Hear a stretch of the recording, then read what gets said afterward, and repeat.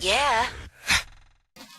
E aí, pessoal, tudo bem? Bom, hoje eu queria falar de um assunto muito importante e que muitas vezes nós deixamos ele de lado porque a gente insiste em achar que não vale muito a pena ou que é sempre coisa à toa, coisa da nossa cabeça, é o medo. Eu acho que todos nós temos algum tipo de medo, né? Eu, por exemplo, eu tenho um certo medo, assim, só assim, um pouquinho, de barato. Na verdade, você pode até me falar, mas Merliane, o que a barata vai fazer com você?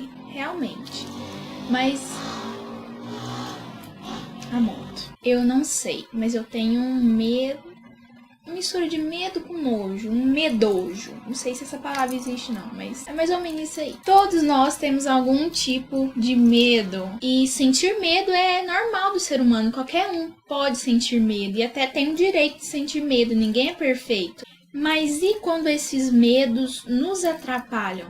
E quando esses medos nos impedem de ir em busca de nossos sonhos, de até mesmo de conhecer novas pessoas, de fazer novas amizades ou até mesmo de se relacionar com alguém? E quando esse medo desencadeia outras coisas que vão atrapalhar a nossa vida, como a incredulidade, como incertezas, como insegurança, timidez, baixa autoestima e inclusive até fobias, doenças que podem prejudicar até mesmo a nossa saúde. E quando esse medo, ele não é aquele medo natural, ele é um medo prejudicial. Então, o que a gente faz? Gente, a Bíblia está repleta de pessoas que tiveram que enfrentar medos em algum momento de sua vida. E medos que realmente poderiam paralisar a sua vida a ponto de que eles não fossem ninguém ou que eles não conquistassem nada. Lá em Êxodo capítulo 4, conta um pouco da história quando Jesus chamou Moisés para libertar o povo de Israel. Acho que todo mundo conhece essa história, né? Moisés estava lá de boa, cuidando das suas ovelhas. Ele vê uma árvore queimando, uma sarça ardendo em fogo, só que a árvore ela não se consumia. E então naquele momento Deus fala com Moisés, diz: olha Moisés, eu tenho ouvido o clamor do meu povo lá no Egito e eu escolhi você para ir libertar eles daquela escravidão. Gente, imagina só como que Moisés recebeu essa notícia. O Egito praticamente era o maior reino daquela região. E imagina como Moisés recebeu essa notícia. Você acha que ele sentiu medo? A Bíblia conta que Moisés ficou com tanto medo que ele ficou o tempo todo com o seu rosto abaixado, ele nem conseguia olhar pra nada, ele só ficou com a cabeça baixa e ouvindo. Aí chega um momento, ainda no capítulo 4, que Moisés diz: mas Deus, eu não sei falar em público, eu sou muito péssimo pra falar, eu sou gago, Deus. O senhor tem certeza? Então a gente percebe que a limitação que causava o maior medo em Moisés era a dificuldade de falar, era não saber falar. E essa limitação fez com que Moisés esquecesse de que foi Deus quem deu a boca, foi Deus quem nos deu a possibilidade de conversar. Essa impossibilidade, essa dificuldade de falar que Moisés tinha, fez com que o medo tomasse conta dele, fez com que ele pensasse que era incapaz de fazer aquilo que Deus mandou fazer. Lá em Marcos capítulo 5, você vai ver também a história da mulher do fluxo de sangue. Aquela mulher sofria já por 12 anos com hemorragia que não parava. Ela já tinha gastado todo o seu dinheiro com médicos e tratamentos, mas nada de melhorar. Pelo contrário, a sua doença, o seu problema só piorava a cada dia. Até que um dia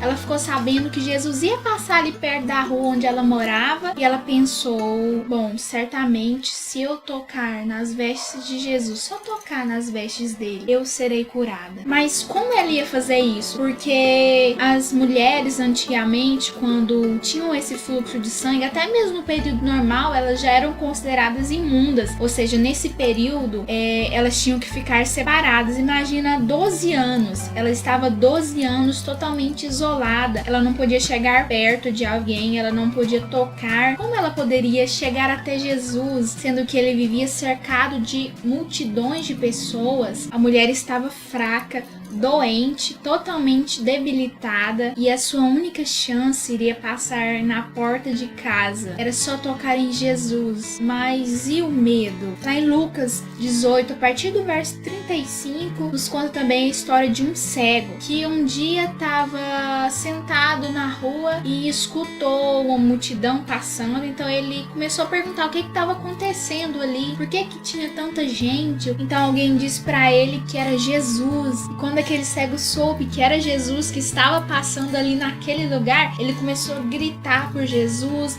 para que Jesus tivesse misericórdia dele, e começou a gritar muito alto. Só que as pessoas, ao ouvir ele gritando, começaram a repreender, começaram a falar para ele não gritar, começaram a mandar ele calar. E agora? E o medo? Se eu continuar gritando, será o que as pessoas podem fazer comigo? Como eu posso chamar a atenção de Jesus, sendo que quando eu grito, as pessoas me repreendem? Só que a Bíblia também conta que quanto mais as pessoas repreendiam aquele cego, mais alto ele gritava e chamava Jesus. O que você acha que essas 3 pessoas tiveram em comum? Elas tiveram que enfrentar o medo. Mas como eles enfrentaram esse medo? Eu te digo com toda certeza que foi através da fé. Todos tiveram que exercitar a sua fé. Fé de que mesmo com as pessoas me mandando calar, mesmo que eu tivesse que passar por uma multidão que provavelmente poderia me matar, ou a fé de saber que mesmo que eu teria que enfrentar um rei para libertar um povo, a última palavra seria de Deus. Não dê ouvidos para o medo, não dê ouvido para aquelas pessoas que não querem que você vença na vida. Não dê ouvidos, não escute o medo quando ele te lembrar das suas limitações. Tenha fé e ouça aquele que quer te dar o melhor, aquele que se preocupa com você, que é Deus.